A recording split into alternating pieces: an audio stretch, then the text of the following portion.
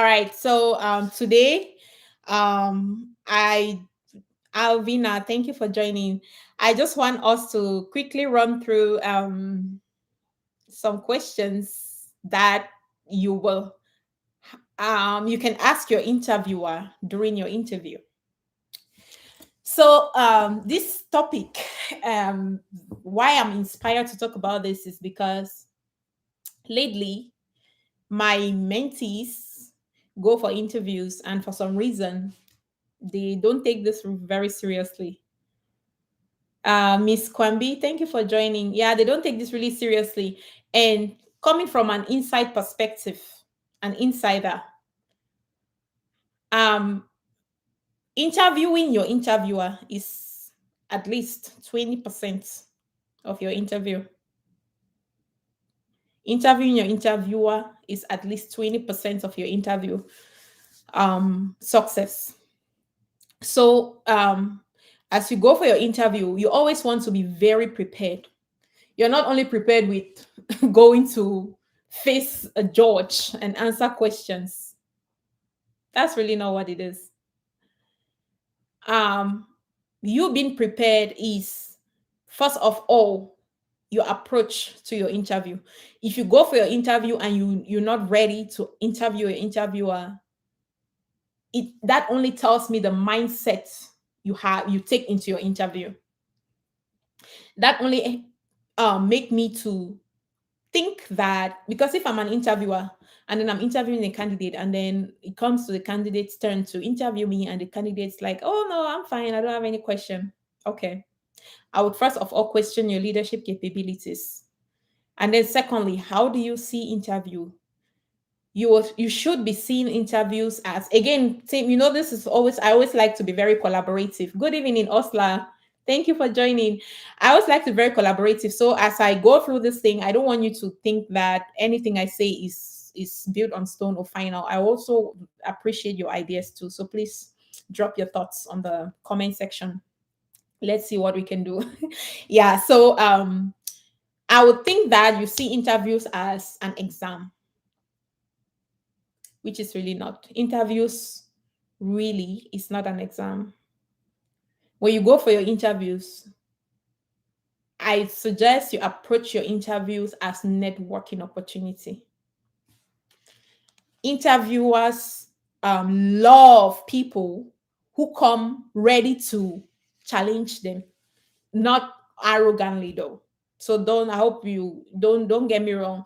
You're ready to challenge them by triggering their thoughts.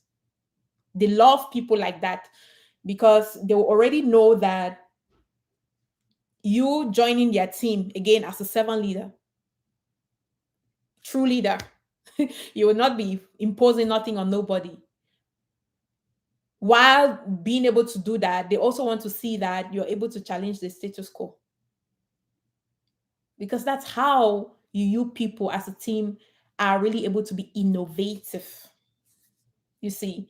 So during your interview, they are assessing that area too. They want to be sure that you are coming in as that change agent they are looking for. And how do you even successfully sell yourself as that change agent when you don't even have good questions for your interviewer? So, yes, going for your interview, you have to be prepared to interview your interviewer, just the same way your interviewer comes and is ready to interview you. So, for you to successfully go through that and have the right mindset to be successful, is you first of all seeing your interview as a networking opportunity. See your interview as a networking opportunity. Don't see your interview as you're going to take an exams and then you start having examination fever. Nervousness kicks in. You see, stuff like that. Nervousness kicks in. So, Ijoma, all right. One thing is that, just so you know, I'm not the one monitoring the email, but I would follow up with the person in charge and make sure that they figure out what you need. I'll take that as my action item. So I'm so sorry if there has been any inconvenience or something. Yeah, so I would want you to see your interview as a networking opportunity. Come to think of it, assuming that you met a new friend, acquaintance online, right? And then you all agree to connect, to get to know each other. That is an interview for you.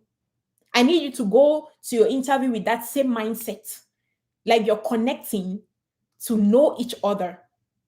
However, it is a professional setting. Yes. So the only difference with that is it is a professional setting, but it is a networking opportunity. It's not a superior and a subordinate opportunity. No, that's really not the way it is. For good organizations with hiring managers with good leadership capabilities, they will fall in love with people that come prepared to challenge them.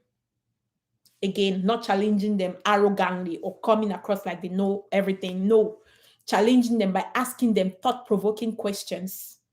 And the line of questions will fall under two categories from an agile perspective, though. It will fall under two categories.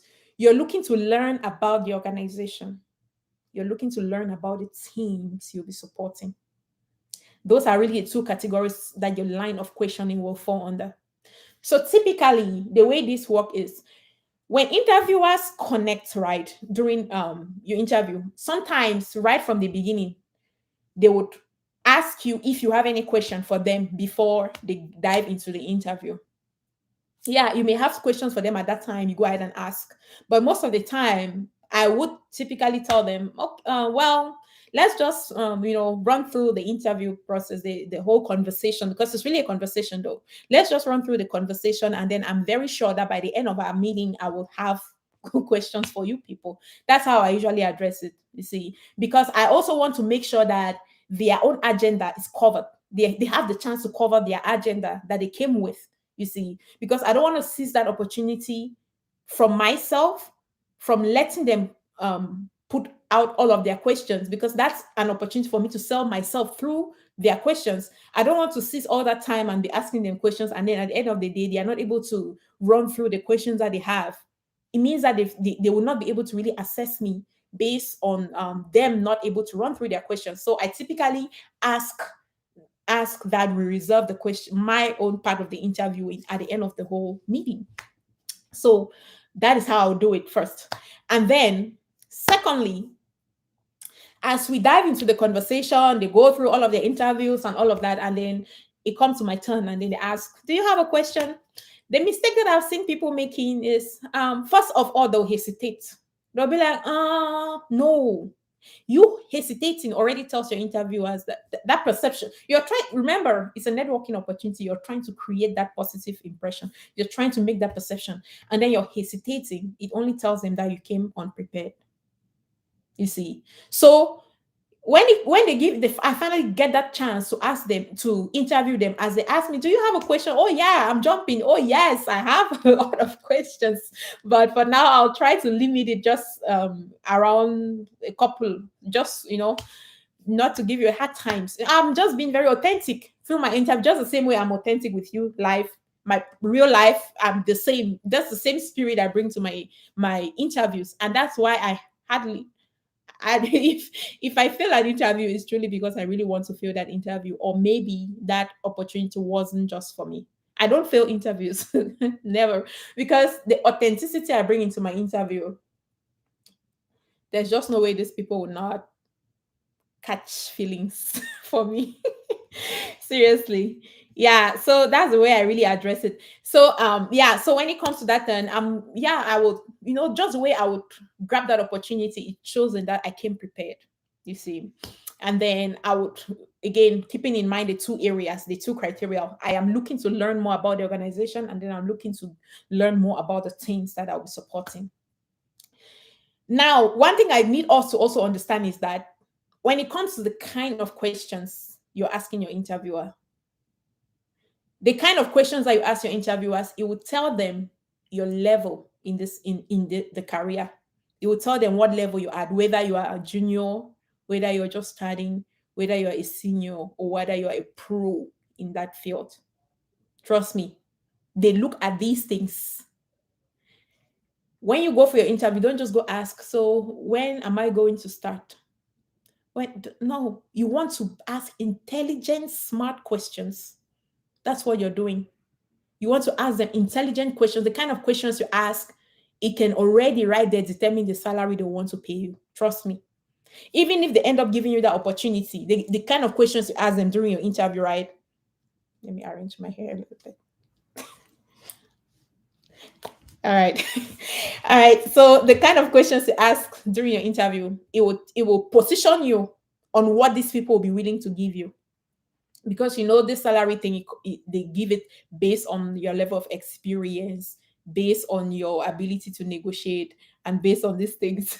Yeah. So can the question come from the job description? Yes, why not? The question can come from the job description. Yes. So on that to your question, HD, um that will fall under you trying to learn more about the teams you will be supporting, you see. So yeah, so to cut the long story short, the first part, you're trying to learn about the organization. So I will just list some basic questions. I'll just list some key questions that I would suggest that out of the so many questions we may be talking about today, make sure that you want to have those ones covered. Again, from an agile perspective. Just give me a second here. Let me inform my people, my team, that I am here so that they can also benefit from this.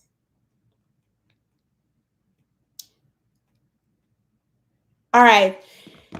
So from the organizational perspective, you going in as anything agile, whether agile practitioner, scrum master, agile coach, the first thing I want to know from them is why they decided to transition to agile. You know why I'm asking that question? The reason why I want to know why they decided to transition to the agile environment first is to be able to determine if I will suffer in that organization or it will be a great place to work. Organizations choose to transition for so many different reasons. Robert, I don't. All right, that's a very interesting question. We'll come to that. Organizations choose to transition for so many different reasons, and trust me, their reason for transitioning usually makes a huge difference on how they will embrace agile and how they will mature. It makes a huge difference. For example, the typical reasons why organizations will transition. This topic today is very interesting because it touches on so many different important things. You may have connected and be thinking, oh, it's just to go learn some of the questions that I'll ask my interviewer. But through this particular topic, you will learn so many different important things. So again, the reason why I want to ask my interviewer why they decided to transition to agile, it will tell me if I will suffer in that organization, because 80% of your work is really as a change agent, and changing people is not easy. Human being is the most complex creature ever existed in this world that you can change. Trust me, and 80% of your job as a true leader is being a change agent. Only 20% like that is really teaching Scrum, to be honest with you. You see, so their reason of transitioning usually makes a huge difference. For example, typical reasons why organizations would want to transition is because, number one, it's a trend. Everyone is going agile. So why not? Let's follow the trend. Let's follow the market. That's one of the reasons why they'll decide to transition. Another reason why they'll decide to transition is because, they've heard that because they are software development organization, they use Scrum to do those kind of work. You see, and then now they'll jump in it, not really understanding what the agile is even all about. And now they are jumping in it and doing it instead of being it. And you cannot do it if you are not it. You see, that's another reason, because they've heard that that's what will be best to solve their problems, and then they just Say, okay, from today, team, everybody, you start working in 2 weeks, sprints. So that's the Scrum for you. And then another reason why they would want to do it, which is what I am hoping my interviewers tell me, is because they heard about it, they did some research, they learned more about it, they fell in love with it, and then they believe in it. That is what I am hoping, that when I'm meeting with my interviewers, that's what I need them to tell me. That's what I want to hear from them. I want to hear that they believe in it. I want to make sure that they show me that they believe in it. Because if you believe in something, as I usually tell us, passion cannot be taught. You cannot teach passion.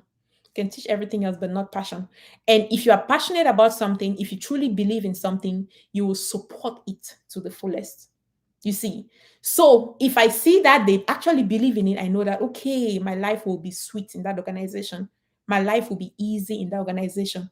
You will not you will not join them and then they start seeing you as the enemy because you are trying to help them, learn and improve. And then they start seeing you as you're coming to change things for them. But they hire you to do this thing and then now they are resisting. So the reason on why they decided to do it in the first place usually determines if they will receive your message or they will fight you. You see, so I'm sure this is already touching on Robert's question on why are Scrum Masters so hated by the developers. Yeah, so again, we'll dig more into that.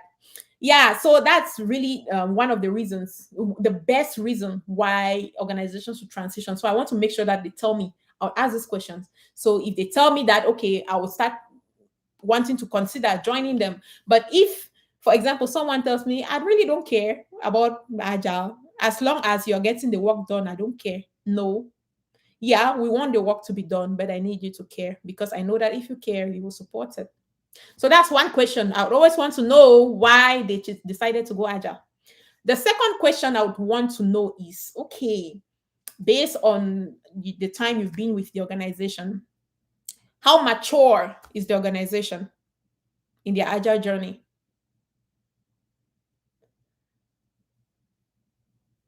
Yeah, okay. So Lily just asked a very interesting question. What if the interviewer don't ask if I have a question at the end of the interview? I will ask them. I will tell them that, okay, do you mind? I have some questions I would like to run over with you. So do you mind? I will ask them straight up. But the thing is, according to interview standards, good interviewers should definitely always ask you. Sometimes they don't ask not because they didn't prepare for it. Because like I said, it's at least 20% of your interview. Trust me. If they didn't ask, maybe they forgot to ask. Maybe you people have digressed and they forgot to ask, or you ran out of time and they forgot to ask. But typically they will. But if they don't ask me, I'm asking them if they are okay with, because I have some questions too. If they're okay, because I want to learn. Yeah. So that's the way I'll do it. Yeah. So yeah, that's one of the questions I'll ask. And then secondly, I want to know their level of maturity, because their level of maturity also will help you know how prepared you should be in terms of whether you're coming to meet teams that are still starting. I don't know if you are familiar with the different approaches to rate maturity. We have the Shuhari approach, we have the Agile maturity ladder approach. Yeah, so many different kinds of approaches. So whatever approach you are using, I can just quote one example, maybe the Agile maturity ladder. Where are you people on that? Are you still crawling? Are you walking? Are you running? Are you flying? I want to know. You see? So based on the response they'll give me, it would already tell me where they are. And then with that, I can know how I can better prepare to come in and help them. And see, these are intelligent questions you're asking your interviewers. That way they already know where they're keeping you. So that when it comes to that negotiation part of your pay, when you ask a pay, they'll not be like, are you kidding me? You see? Yeah. So that's one question I'll ask, and for that reason. And then another question, so again, we are still talking about the questions to understand it from the organizational perspective. And then another question that I'll ask from an organizational perspective is, would you please just give me describe to me your culture? How can you describe your culture? See, I would never ever want to work for an organization that has a toxic culture, even if they are paying me 4 times of the average salary. I would never.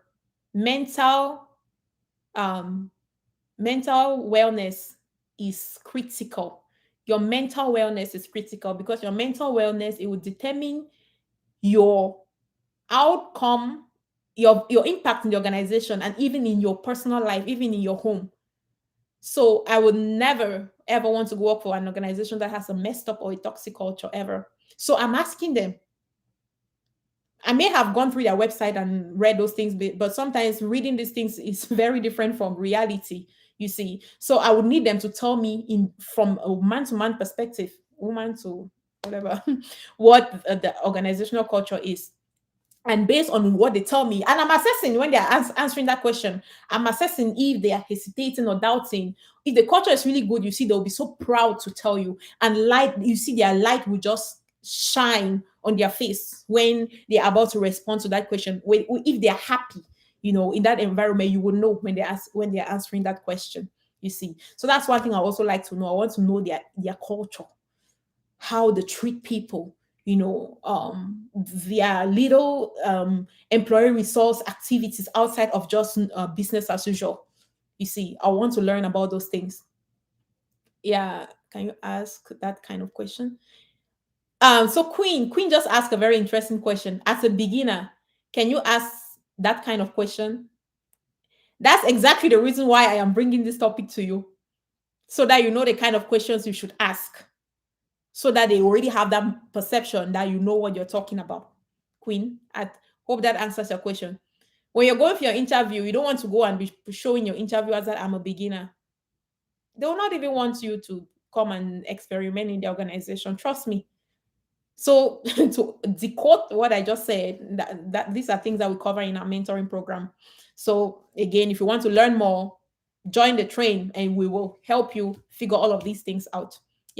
So I would, that is it for from the organizational perspective. And then one thing I'm also asking them is what keeps them motivated.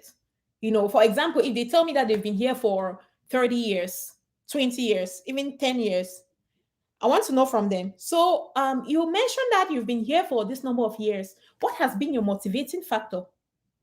What is that thing that will make you want to wake up from your bed in the morning feeling so excited to come back to work?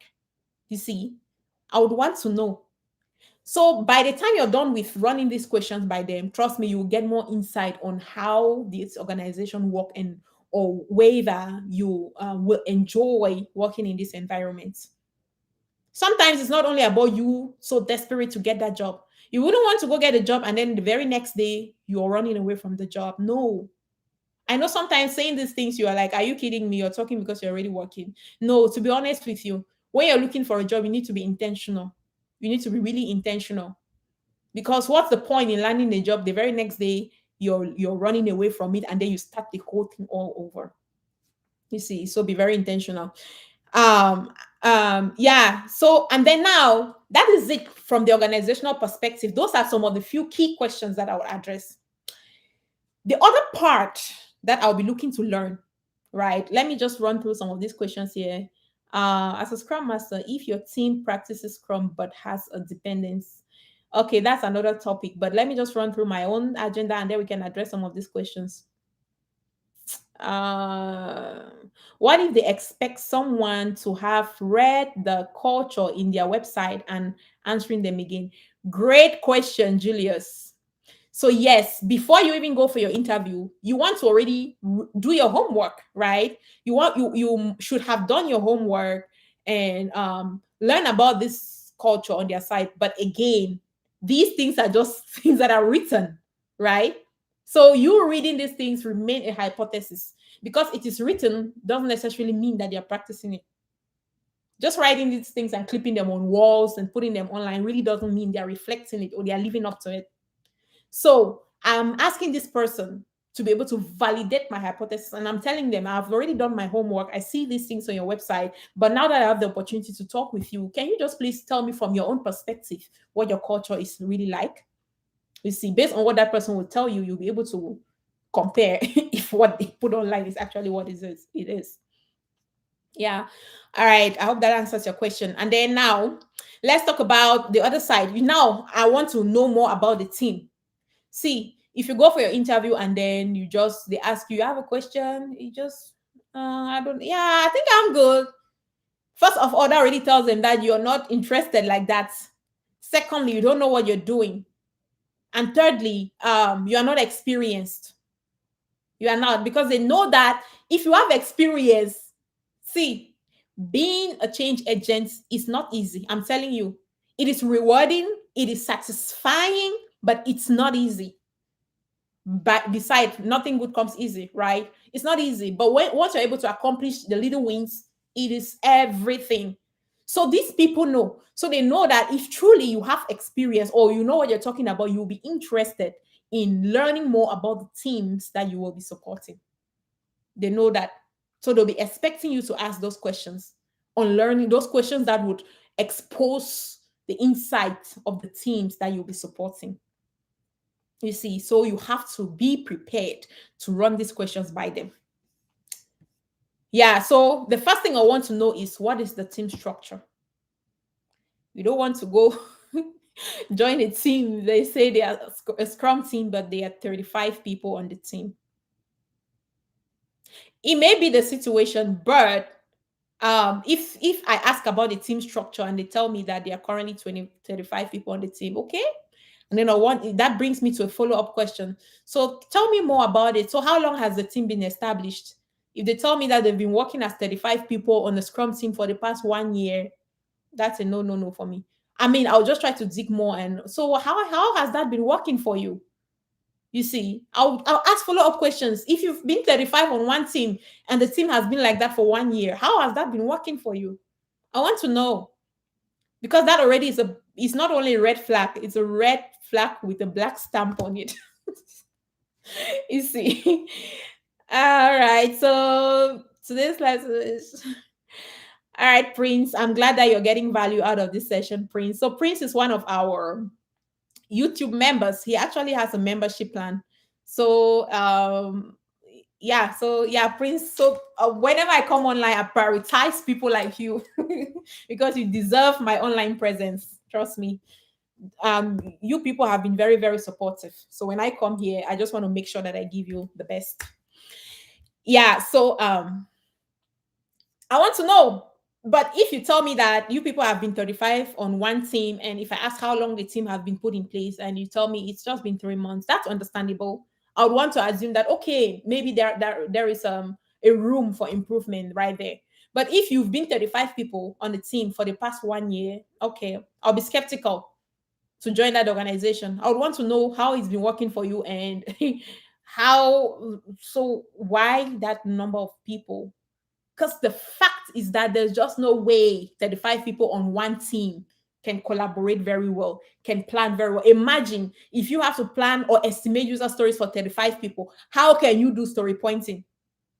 How can you want to get opinions? Because it's supposed to be a consensus thing during this estimation, as just an example. How can you come to a consensus with 35 people for a meeting that's supposed to run for like 2 hours and then you people finally are able to get all the work items that will fill in the capacity of 35 people in one sprint?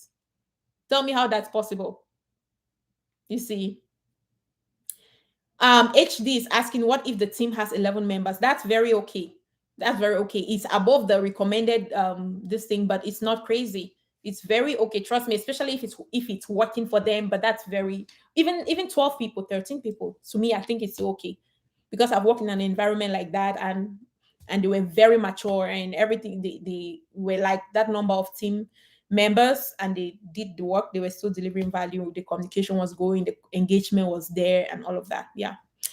Okay, yeah. So those are some of the questions I'll ask, and for this reason. So my purpose for today is really for you to see reasons why you should ask some questions. You need to understand why you should be asking the questions that you're asking. What are you trying to get from them by asking these questions? You see. And then the other thing that I would like to ask is, okay, so what is your immediate pain point? You may have so many other problems. Or first, okay, let's keep the immediate pain point aside. What problem are you trying to solve with this role? I need to know why you're hiring for this role. You see, what problem? That way, it's already, let's say if they point out some specific issue a particular skill set that they're looking for. Let's say if you know that you're not very strong in that area, it's okay. That already gives you a cue that, okay, you need to go work on this thing. You see, because usually, even if they give you that role, you typically have that 2 weeks before the start date. That's enough time for you to get going on some of these things that these people have told you during your interview. And you can only learn these things when you ask the right questions. For example, maybe they'll tell you that they are really looking for someone who can really help the teams run good retrospective, because right now they are really struggling with their retrospective. You see, so that already, if you know that you are not very good with retrospective, you already have the homework right there. You have 2 weeks. You know that by the time you join them, you must have brought yourself up to speed on how to facilitate a good retrospective session. So that's the reason why you ask the questions you ask. You see? Yeah. So I would want to know what problem they are trying to solve with this role. See, and then another thing that I want to know is, what are your immediate pain points? If I ask you to tell me that magic want, right, one key thing, your immediate pain point that you would want to sleep and hope that they get resolved by the time you wake up in the morning, what would that thing be? You see, they'll tell me, and the reason why I'm asking this question is so that hopefully I get the job. When I'm coming, I already know what I will tackle to earn my credibility. You see, I already know the kind of things I'm going after to change to help earn that credibility. Because you want to earn your credibility, right? And you don't earn credibility by telling them that I'm credible. It's action. You see, you should, yeah. Yeah, so you should really be coming in as a change agent, David. All right. And then the other question that I would like to ask is, what tool are they using? This question is critical. This question is critical. You know why? You don't want to be caught on surprise or by surprise. You don't want to be caught by surprise. Because I see that the tools that are the tool that is really common out there, everybody's talking about Jira. Not every organization uses Jira. Truly, not every organization uses Jira. At the same time, I understand that you cannot just go about learning all the tools in the world. You cannot go about learning Azure DevOps, learning Jira, learning Rally, learning TFS, learning all these tools. It's really not valuable like that, especially when you're still searching. Trust me, this you really become acquainted or familiar with these tools by using them on the job. That's really how you learn these tools. That's why sometimes people will reach out to us and like, do you teach Jira? I'm like, are you kidding me? Well, I really don't say that, but I try to help them understand that they really don't need to. That's not priority. But regardless of what you say, they will still not get it. But when they finally get the job, they will get it, that you really don't need to focus on these tools, because you learn these tools as you need them. Even if they teach you Jira from now to next year, as long as you are not using it, you will forget it. Trust me, you will forget. So these people understand that. So the point is, you should at least be familiar with one tool.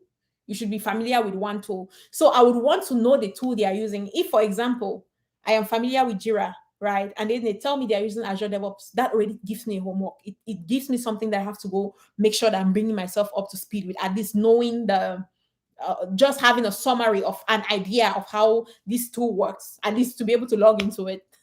You see, so that 2 weeks is enough time for you to go get yourself familiar with these other tools they are using, if it's different from the one you're familiar with. Because like I said, you would commonly hear a lot of people talking about Jira, but trust me, not every organization use Jira. Some use Azure DevOps, some use Rally, some use version 1, some still use TFS. So Queen, I don't know the membership you're talking about. Are you talking about YouTube membership? If that's what you're talking about, just click on the join link. When you go to that button, which is near the subscribe button, there is a link there called join. Click on it and then follow the procedure to become a member. But if you want to join our program, whether training to become a Scrum Master or mentoring to land a job or be mentored to be successful on your job that you already have, visit our website. I've pinned a message right on the chat box. The first message up there is a link there. Just click on that link. It will take you directly to our website. And from there, you can read through the programs that we have and get started. It's really very easy.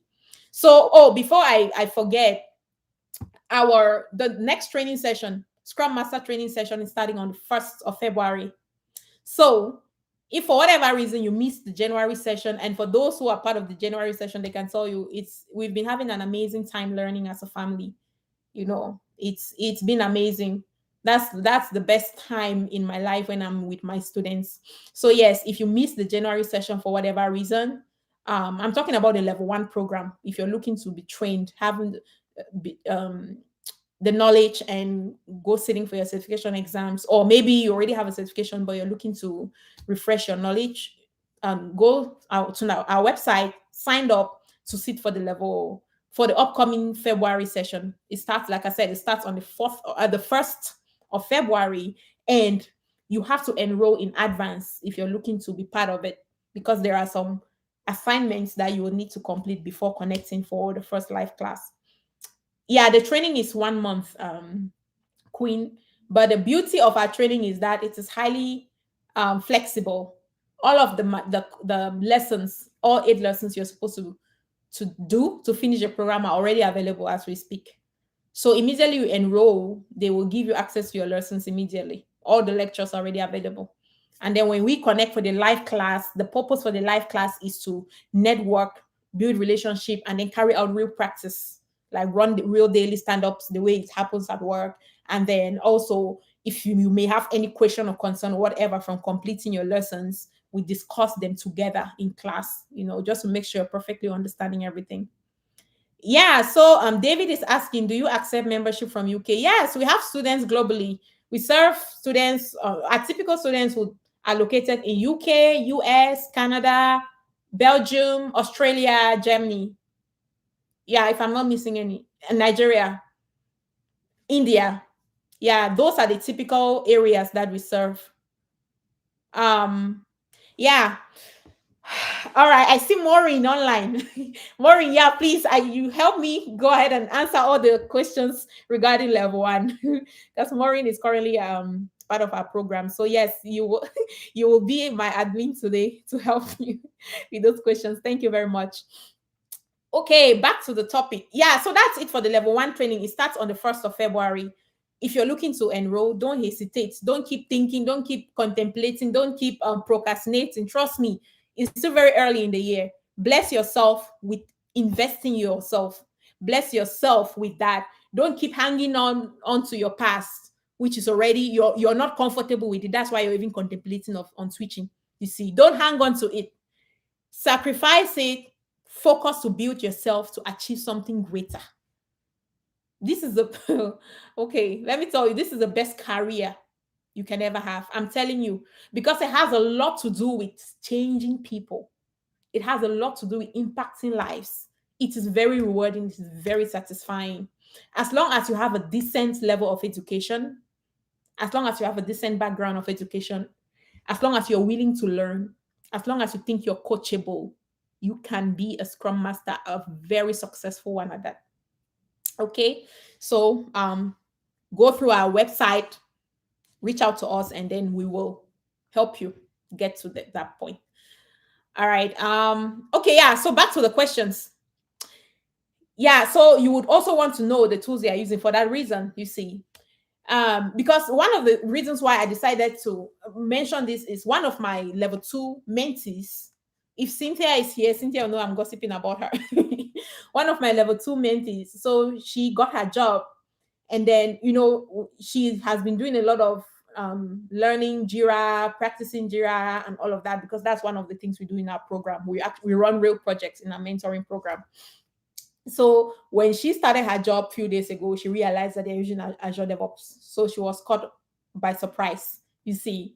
So I don't want you people to be in that situation. Cynthia already paid the price for you people. So that is why it is important during your interview, ask these questions so that you know the tool they're using, so that if it's something you're missing out on, you go bring yourself up to speed. You see. All right. Yeah, that's it. And then the other question you would also want to ask is, what would be the typical challenge you will face on daily basis?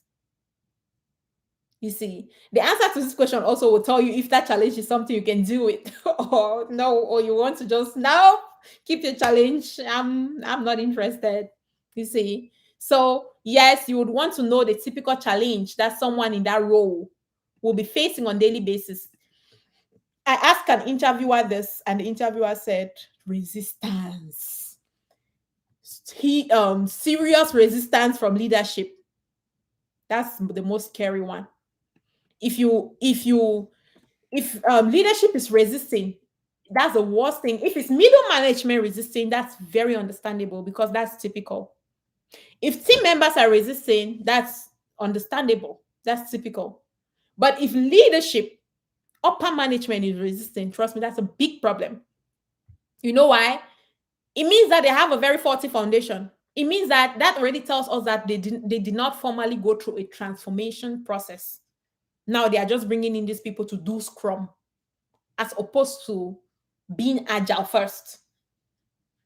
Trust me, you joining that organization, you will leave it halfway. You will be stressed, you'll be burnt out, you'll be frustrated. I'm telling you the truth.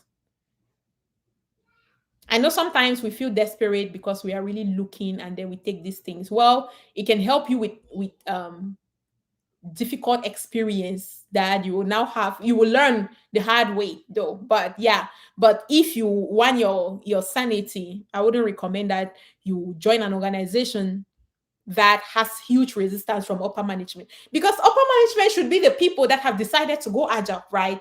It means that they should be supportive of it. That's why, again, this brings us to the very first question on their reason why they even decided to go agile. But if it's middle management, it's usually understandable because they have so many different reasons for resisting. They are not the ones who decided to go agile. They just bring it to them as well, you see. So yeah, so ask that question to be able to know how you will, whether you'll be successful in that organization or not. So you see, interviewing is two-way. It's not only your interviewer interviewing you, you also should be prepared to ask your interviewer questions. Good, smart, intelligent questions. The kind of questions you ask, again, to recap, will place you on the salary scale, will determine whether they'll give you this job or not, will determine if you are a creative, innovative person, because that's really what servant leadership is all about, not you sitting and waiting to be told what to do, you see. So be ready to ask great questions. Now, last but not the least question you always want to ask: what's next? What's next? So don't just finish and then you're like, okay. And then you're like, anything else? You're like, no, I'm fine. So how would you be able to know if you should follow up with them after the interview, or when you'll be getting an offer, or whether you should keep looking? How would you know? And they're expecting you to ask this question. So for me, I'm not only asking what's next though. I'm also asking to know how long will they remain, how long is the entire interview process though? How long is the entire interview process, so that I know how I'm planning and whether I will continue pursuing other opportunities or what, you see. So I would want to know. So what's next? So they will typically tell you, well, we will get back to you in 1 week. We'll get back to you today. We'll get back to you tomorrow, so that you know how you're planning your stuff and know whether you should continue pursuing the other opportunity you already have, or whether you should wait, or, you know. So it's very important to always know what's next. Yeah, so that's really the questions that I wanted to bring to you today regarding this specific topic. And most importantly, for you people to know that interviewing is not a one-way street, it's a two-way street. And it's not an exam, it's a networking opportunity. And it's not an interview. Just because it's called an interview, it's not an interview, it's a conversation. Okay, all right. So I will have 12 minutes here to run through questions that you people may have. Let's see. At the end of the interview, ask the interviewer, are there any questions or hesitations I can address at this time? Yeah, that's a good question to ask. That's another good question to ask.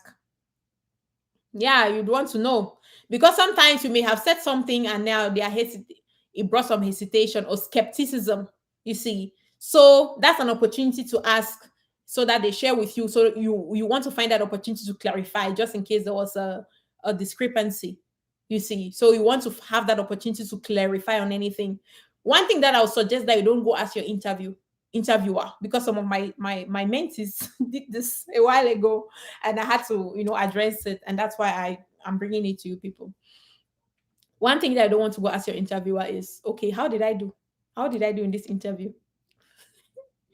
See, let me tell you, it's a good thing to get feedback, but trust me, asking the interviewer that question, it puts them on the spot, because at the end of the day, they'll still get back to you on feedback, right? Whether they are giving you the opportunity or not.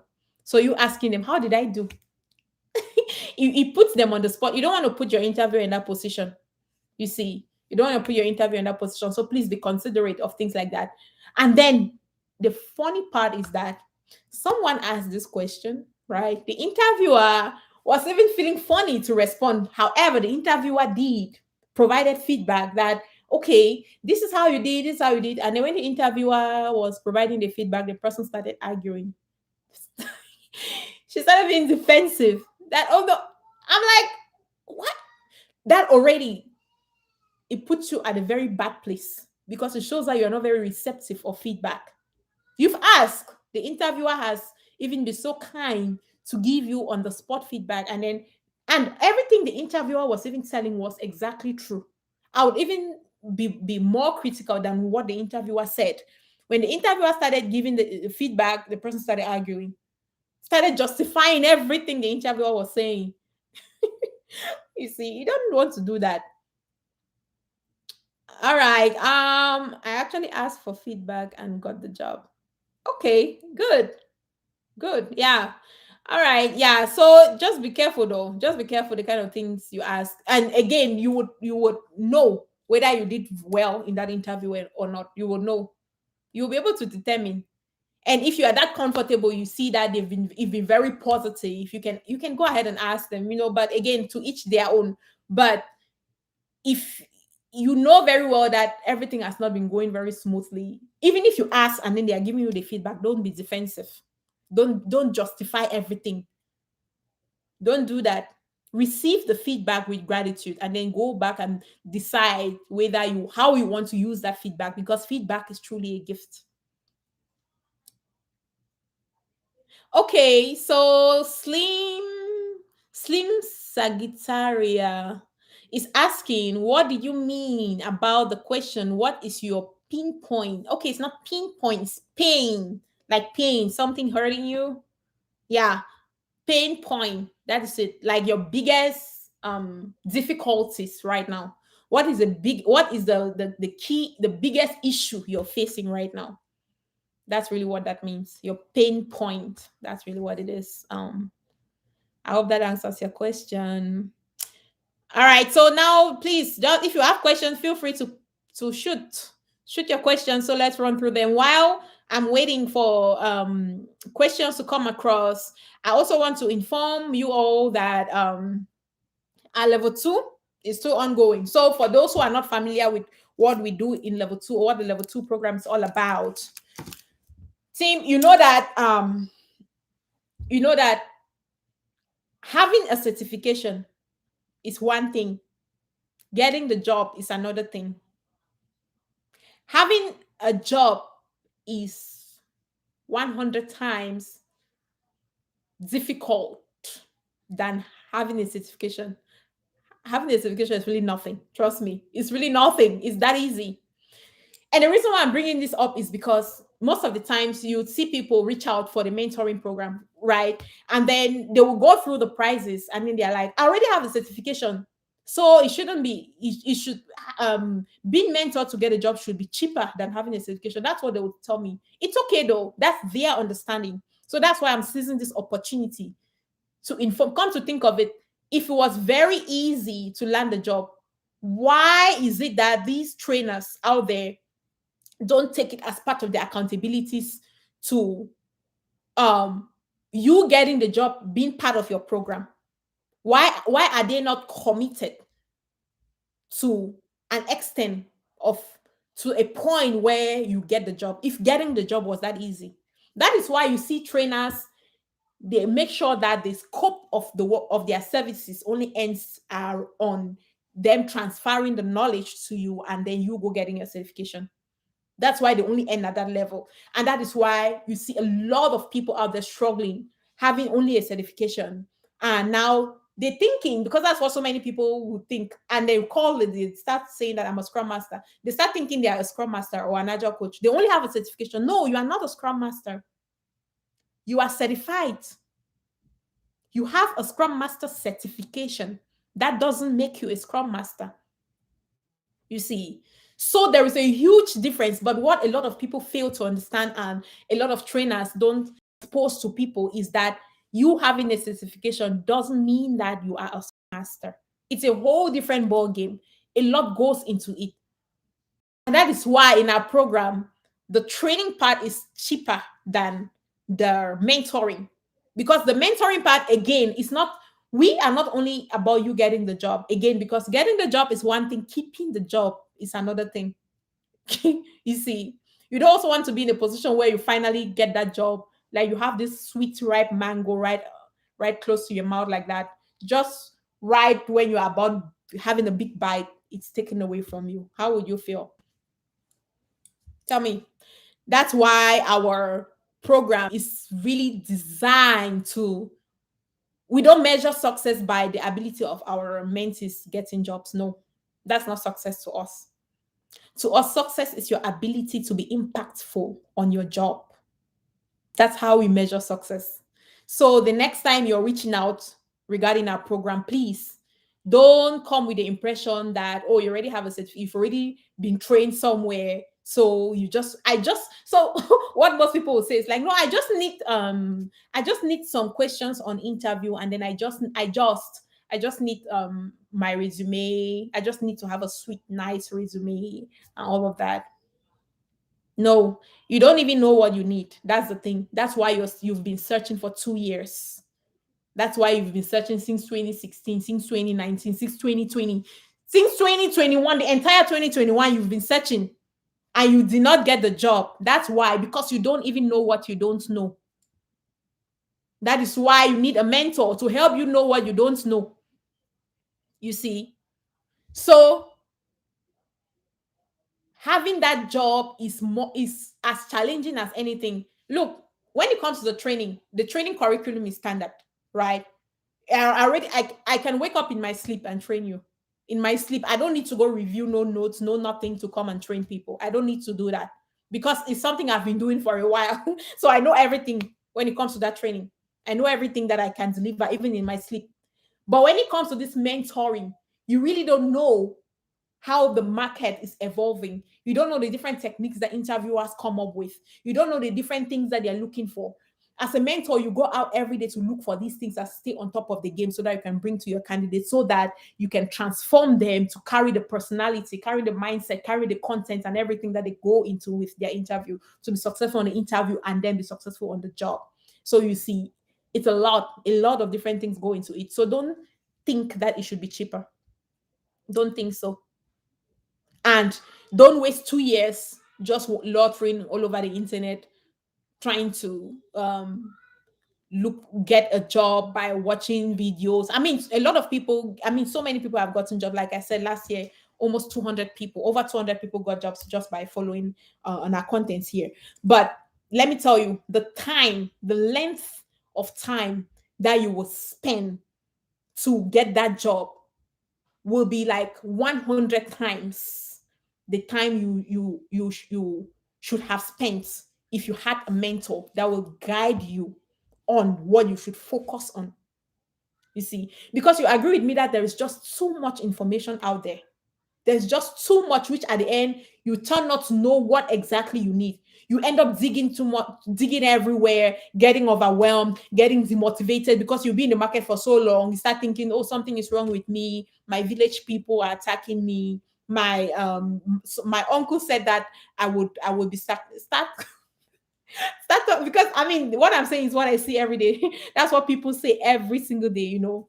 It's just because you don't have the guide, you don't know what you need, you don't know what you're looking for, and then you're trying to save money, and then at the end of the day, you end up spend time is money. You can always make money, but you can never get time back.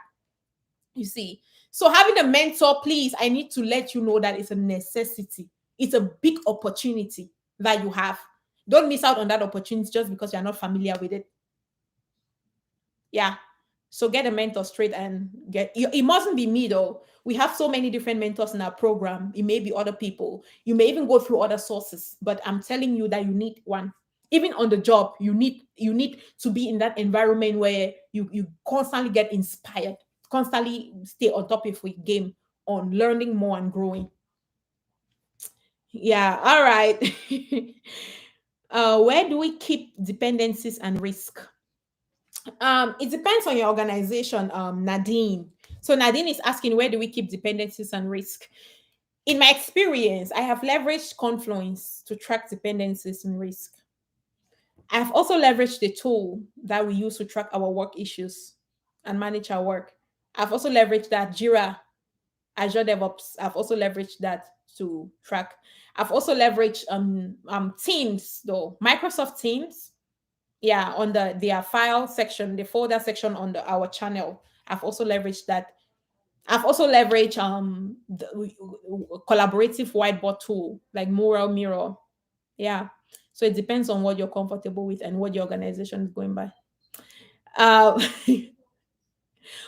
Wahab, it's Nigerians that are always saying my village people are after me. Well, I don't know about that, but I get that a lot though. I get that a lot. People will call and they are so demoralized and they're like, I just don't know what's wrong with me. They start telling you some story about when their village, when they left village and start connecting all these things. It may be true, but trust me, 95% of the time it has nothing to do. I'm telling you. You would see some people sometimes when they join the program and then they discover the inside of what they've been missing. They now see that they've just been they they started laughing at themselves like, what have I been doing? What have I been doing? Sometimes people are quick to throw stones and blame their downfall on whatever situation, and which is not true. And it's simple. If you are just able to discover what you don't know, you will see that everything will begin to make sense. Yeah, so please don't be always quick to blame your village people and everything. How do deliver good or bad news to your team? How do you deliver good? Assuming that's what you're asking. Reeling this asong asangong. Okay, really.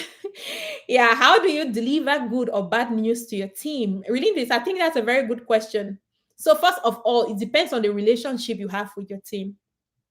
It depends on the relationship we have with your team. I'll give you a real life scenario. So I had been with a team, right? The engineering manager was a chronic waterfall mindset person, waterfall minded person. You see, one of our team members lost their mom, right? One of our team members lost their mom, so the person wasn't supposed to come to work. The person reached out to me. So the person sent a text message adding me and the engineering manager on it, telling us that this is a situation. And then the engineering manager immediately texted me and like, don't let nobody know. Don't tell nobody. I'm like, okay. But I understand that's typical for for this waterfall background people because they have this secretive tendency. That's the way they've been trained. That's just the way they've been designed or wired to function. So they have this secretive tendency. They just hide everything. New team members joining the team, they are hiding it. People leaving the team, they're hiding it. I'm like, in an agile environment, that's not the way we do it. We go through stuff as a family. We go through good times as a family. We go through bad times as a family. Everything as a family. That's the way we do it. That's the transparency we are talking about. Openness we are talking about. You see. So that particular situation where a team member lost the mom, I wasn't able to come to work. So when the person told me that, oh, don't let nobody know, I'm like, okay, why? I like a lot of why questions. I'm always asking why. So I'm like, why? The person's like, no, well, for no reason, just that we don't just know how they will react to it. I'm like, this team member is a family member. At this point, I believe that that person will appreciate support from their peers. So I believe it would rather be a good thing to let the team know what our other team member is going through, so that it's not even all about the support that they'll be getting. It's a whole lot about them being able to accommodate the person's part of the work that they were supposed to be doing. I was in the middle of the sprint. So they are supposed to know these things so that they can figure out a way to accommodate that person's part of the work and give the person support as much as possible, because it's a family, you know. So I explained this thing to this person, and the person was like, okay. The person only said that just because I, I was on top of it. But moving forward, the person will still continue doing the same thing. The person was engineering manager, So yeah. So I think it's just simple. Just tell the team what it is. We even lost a team member last year to COVID. The team member even died at work. You see, so it's just simple. So when the atmosphere is conducive, just talk to them. And one thing I'll do is that I don't deliver news like that using text message, or my thing is running down. Using text message or email, because we are a family. So let's say during stand-up, the stand-up is over. That may be my parking lot item. I'll just tell them that, team, I just wanted to let you all know that this has happened. This is a situation. Please, this person needs support right now. If you're able to reach out, and feel free, give them the go ahead. If it's okay, that is, make sure I confirm with the person first. If it's okay, please feel free to reach out to this person, and that's how I'll say it. That's simple. I'll talk to them like that, and then together we'll decide how we want to support that person as a team. That's it. It's really simple. All right. So Siri Gildas is asking, is there a difference between a bug and a defect? Really not, though. Really not. Yeah. I have gotten so Osla is asking, I have gotten the certification and really need help in landing my first job. Do you take installment payment? Yes, we do. So we have people in charge of that. My own area is to deliver content, mentor, coach people. So Osla, what I would suggest you do is just see the message on the pin there, go to our website, from there, just get our email and just send us an email. Send us an email and request for the manual enrollment form. It has all the information regarding instrumental payment. They will gladly send it to you like immediately. And you go from there. Yes, we do instrumental payment. Prince is asking, this session is very impactful to me. Thank a million. You're very welcome, Prince. And thank you so much for your consistent support. Consistency is the key word. Thank you so much for being consistent. I appreciate you as well. All right, Mustafa is asking, please, if an interviewer asks, how would you go about transforming or coaching a newly formed team from a waterfall to agile? Yeah, that's a very valid interview question. So first of all, what I would do is I would attack their mindset first. That's what I would do. I'll assess their mindset first and then see where they're at from a mindset perspective. That's the being agile part of things. Based on where they are, okay, I would determine if I have to close that gap on mindset. But because if they're coming from waterfall, yeah, that mindset should be something we want to deal with first, so that when you start doing agile, it will run through smoothly. So I would go through, covering what agile really is with them, focusing on the agile manifesto and then the scrum values. I go through with that, set clear expectation with what we expect to accomplish as a team, what we expect of each other, and stuff like that. That's how I address that, you see, and then continuously monitor progress based on the agile maturity ladder. That's what I would do. Continuous follow up through mentoring, coaching, ad hoc trainings, facilitation, advices. That's what I would do. That's how I've transitioned my teams. All right, Father is asking, Father Abraham, I'm in Nigeria, relocating to UK in 3 weeks' time. Congratulations, Father Abraham. I'm a newbie. Please, what is your advice on how I could start and build to become a Scrum Master? We have everything set up in place for you, Father Abraham. Whenever you're ready, just shoot us an email. But I strongly recommend visit our website. I think you, as a starter newbies, you will need level 1 and level 2. That's what you will need. You need level 1 and level 2 to be trained, get a certification, be mentored to land the job, and be successful on the job. You will not need level 3. Level 1 and level 2 is what you will need. We have everything covered for you, Father Abraham. All right. Francis is asking, how can we address the question, how much will salary do you? How much salary? I'm assuming this is what you mean. How much salary do you expect? That's a good question, Francis. So how much though? How much salary do you think you deserve? I want to know. Yeah, so that's a very important question. So the way I've always addressed this question, first, come to think of it, you don't want to be in a position where you go say something that's above their pay scale, right? And then you don't also want to go way below, because once you say something, it will be difficult to take it back, especially when it comes to this salary negotiation. So this Julian person who keeps putting in this funny links in this video, please, nobody should click on the funny link here, vum.ong. These are all spams. So please don't click on it. It may take you to a viral site and get you attacked. The only link you can click on it is the one that is pinned on this chat box right on top from Being Agile Consulting. Any other link, don't click on it. Those are all scammers and they would want to deal you. So I would throw the question. So Francis, to your question, I'm going to throw the question back to the interviewer. I'll ask them something like, well, that's a good question. Maybe if you tell me what you're offering, I'll let you know whether I meet my expectation. You see, so I'll put it back to them, and sometimes they'll tell you, sometimes they may be like, well, I really don't know now, and all of that. And then let's say if they tell me, okay, let's say for example, if they tell me that they are offering 100,000 or 110,000, okay, I can now say, oh, I'll say something above that, because there is no way they can always tell you everything that they have on the table. No way. Just know that they will always leave something at the back. So if they, for example, if they tell me 100,000, I'm gonna say, well, I was looking for a range between 130, to 150. I may say something like that, and then we can now trigger a conversation from there. And then I will give a wide range. I will not want to give a close range to a point where I'm not able to negotiate anything outside of that.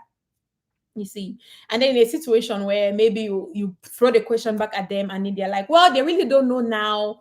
Maybe they want to work with what you want, and then they can take it back. And most of the time, recruiters are the ones who say they don't know, though. These recruiting agencies, they do that. That's their business. That's their negotiating strategy. Trust me. And then if they say that, and then I can now tell them my desire. And then that's when I will use the wide range so that I don't get myself trapped in a very close range. You see, I'll give a wide range. For example, if this, I would say, well, I'm looking for something between 50 to 90. Yeah, because somehow I'll know that they should fall between that range, or I'll say 50 to 100. I'll say something like that, because I'll know that regardless of how bad it is, whatever they have, it will fall within that range. Yeah, so that's what I would do. I wouldn't want to go first. I would first try to throw the question back at them. All right. So, Ogia, for you, how will you work with an experienced team versus an unexperienced team? Okay, that's a very open-ended question, Ogia. Again, seeing yourself as a change agent, right? Seeing yourself as a change agent, you are really there. You are assessing. Because you just don't jump into an organization and start doing things and start changing things. No, they understand that. I mean, sometimes they don't understand it, but you have to help them understand that this is not how it works. You want to first be able to assess and see their level, and then you know how to help them based on the gaps you're identifying. So there is no rule or standards that you have to follow if a team is experienced, and a rule or standard that you have to follow if a team is not experienced. No. That's the beauty of Agile, the flexibility of the things you're supposed to be doing. Your role is not routine like that. The only routine in your role is the events you're facilitating. Outside of that, everything else is you observing, identifying gaps, and coming out ways to close the gaps. So yeah, based on your observation, the problems they are facing, regardless of whether it's a mature or not mature team, you will now come up with ways on how you want to help them close the gaps through mentoring, coaching, facilitation, and training. That's really how you go about it. I hope that answers your question. Julius says, salary cost, my last job. I requested 93. per hour, and the company told me 75 max. They were so interesting and promised to reach out. Until now, I haven't heard back from them. Yeah. So you know why they would do that? The reason why they would do that is because that's exactly what I'm saying. If you go give a range that's above their scale, they would the tendency for them reaching back to you is very low. The reason is because they know that you've already that's where you are, and if you see another company that's offering that, you will run away. That's why. That's why they do that. They don't want to go over this hiring thing over and over. So they'll just prefer to go with a candidate that is within their range. And how do you know their range? Ask them. Let them tell you first, and then you know how to place yourself. All right, David J says, here in the UK, they will ask you how much are you getting where you are now. In the US, that's illegal. In the US, that's illegal. Yeah. All right, PK, what is the success rate when it comes to your students getting jobs? Have you had people struggling to get jobs for a long time after the training? Well, I really don't know what happens to people after the training if they don't get into our level 2 program, though. I really don't know. I hardly really follow up like that to know whether, oh, you've gotten, we train a lot of people. So I cannot, I don't take it as a commitment to want to follow with, unless they will come back to me and tell me that, oh, Karen, I got a job, I'm happy for them and all of that. But I don't take it as a commitment to follow up with them, whether they've gotten jobs or not. But the ones that get into our level 2 program, most will do. Yeah, I would know definitely. So to learn more about our success rate, there is a live that we did. I think that was the 31st, the 31st of December, the year end live we did on the 31st of December. So please, I can share the link later. Just go there. You will get all details on how we did.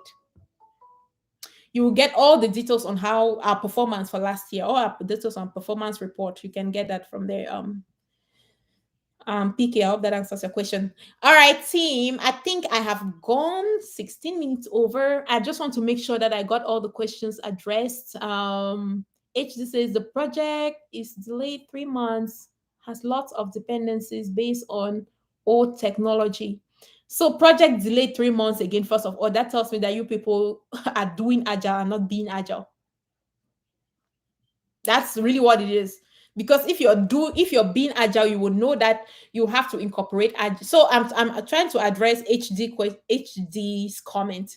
HD says the project is delayed 3 months and has lots of dependencies based on old technology.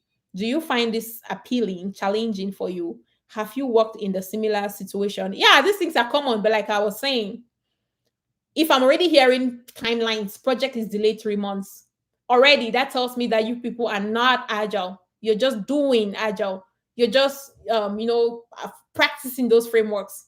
Because if you are agile, you will go through that formal transformation where from leadership top to bottom, they will understand that they will have to integrate the agile way of working into their strategies. You see, and doing that, they will become empirical driven as opposed to the reverse. They will not be doing reverse work. They will be doing work based on predictability, which means that they will be using data that they've gathered from previous work. They will use that to plan their future work. That's the empirical we are talking about. Instead of doing the waterfall way where you will go sit down, plan, set timelines, and then when team members don't achieve that, you say that they failed. No, that was your timeline, but that's not the reality. So the problem is not even your team. The problem is the organization. They need to incorporate the agile ways of working into their strategies. That's what we call business agility. And that's a whole other topic. All right. Team, I hope I didn't miss any question here. What did you mean by okay? All right. I hope I didn't. Thank you, Mustafa. Thank you all so much. The same question here in the US too. Yeah, so Juliet is saying that they asked the same question here in the US too. They asked the question, but that Juliet, this is why we're here. I'm telling you, it's not legal. It's illegal. Go look it up. Go find out. It's not in the US. It's against the law for your interviewer to ask you what you're currently making. It's not. That's not something they should be doing. All right, Ogia, as a Scrum Master, if your team practices Scrum but has a dependency on another team that practices Waterfall, how would you go about it? The organization is messed up. That's what I can tell you. Yeah, I know that sometimes they decided they would want to go bit by bit to transition their teams. That is why, again, if they're able to incorporate agility into their strategies, they will not end up with an organization that a part is doing waterfall, a part is doing Scrum. However, if that's the case, you that is currently doing Scrum, you should know better. So you want to reach out to that waterfall team because they'll hardly know that because they've not. That's not how they are structured to work. I will proactively reach out to them so that we can, in advance, discuss these dependencies and how we want to sequence our work, and then we go back to start working. That's what I would do. Yeah. How often do you do live? So David is asking, how often do you do live sessions, Karen? That's a very good question, David. But for now, I really don't have a schedule. I just come as my spirit leads me. That's what I do. It sounds funny, but to be honest, that's what I currently do. I come on live as I'm being led by the spirit. I come on live also depending on a specific question that a lot of people have been asking, and I think it will benefit so many other people. I will come on live to do that, but on a schedule base, I'm not. Well, that's something I can consider in the future, but not right now. All right. Thank you, and I appreciate you too. And I am so looking forward to working with you. I recognized your name because your name was sent to me recently to get added to a mentoring program in WhatsApp. So thank you. I'm so looking forward to working with you. And Julius Walker says they asked me last salary and said so I could see their visual expression that my bargaining was above their expectation. Yeah, so it's see, information is power. I won't lie to you.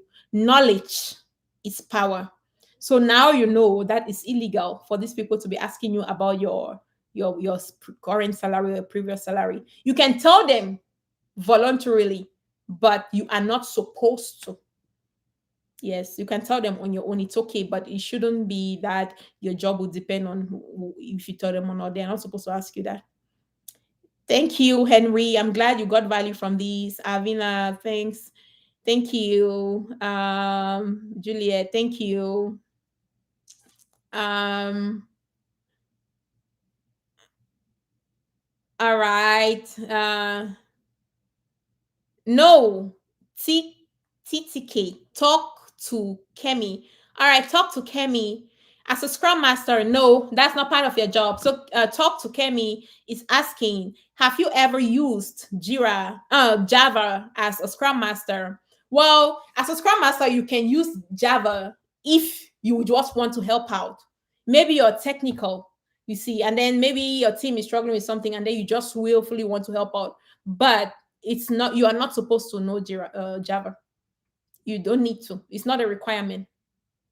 It's not. I have never used it because I don't need to use it. Yeah, but if you are able to use it, yes, and help out your team, yes, but it's don't I don't want you to think that is something you have to know.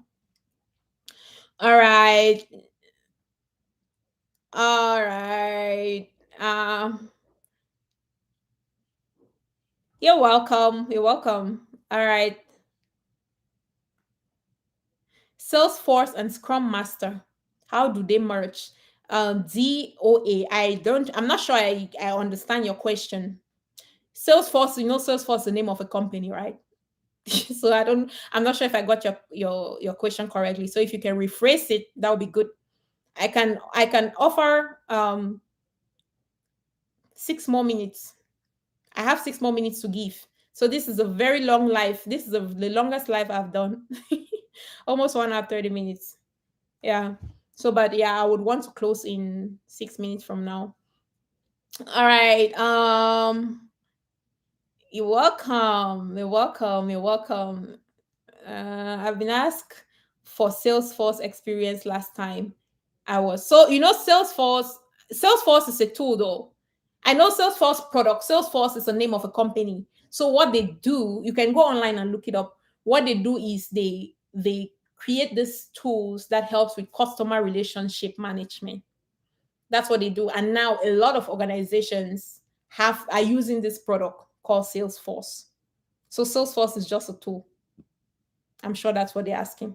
It's just a tool. If the tool is what the organization is using to manage their customer relationship, yeah, they want to know if you're familiar with it, if you've used it before.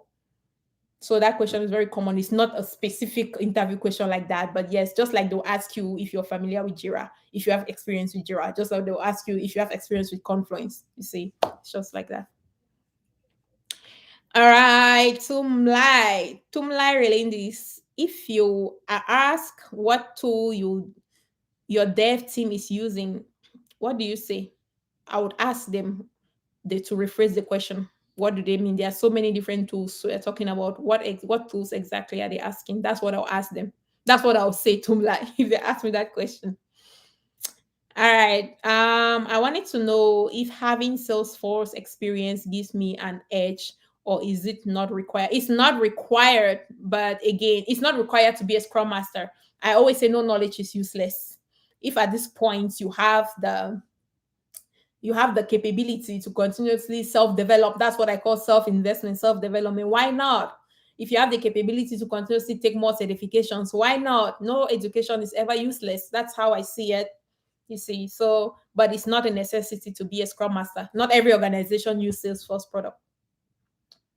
All right. As a Scrum Master, how you can improve the velocity? You cannot improve velocity as a Scrum Master.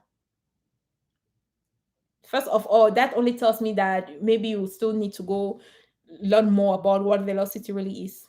As a Scrum Master, I cannot improve velocity. You can only help bring transparency, visibility around that. You cannot improve velocity. It's just really what it is.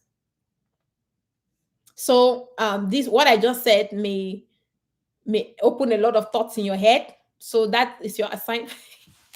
Now I'm acting like I'm in with my students.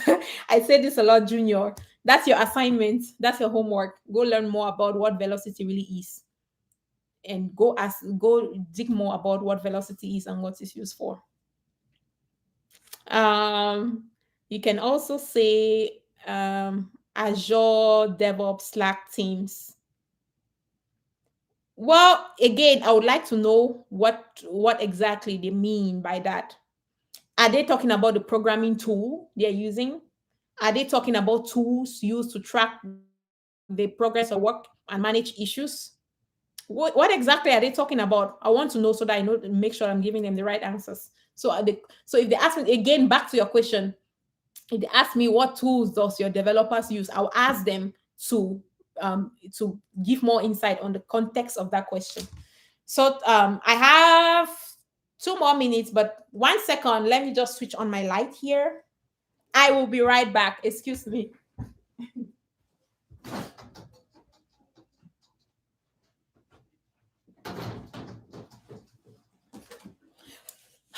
All right. So that's it for today.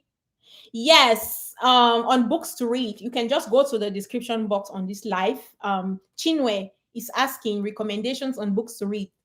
Go to the description box on that on this live. You would see great. I have some 2 specific books that I recommend to all of my students. So just go there through the link, click on the link straight. You will be able to get the books.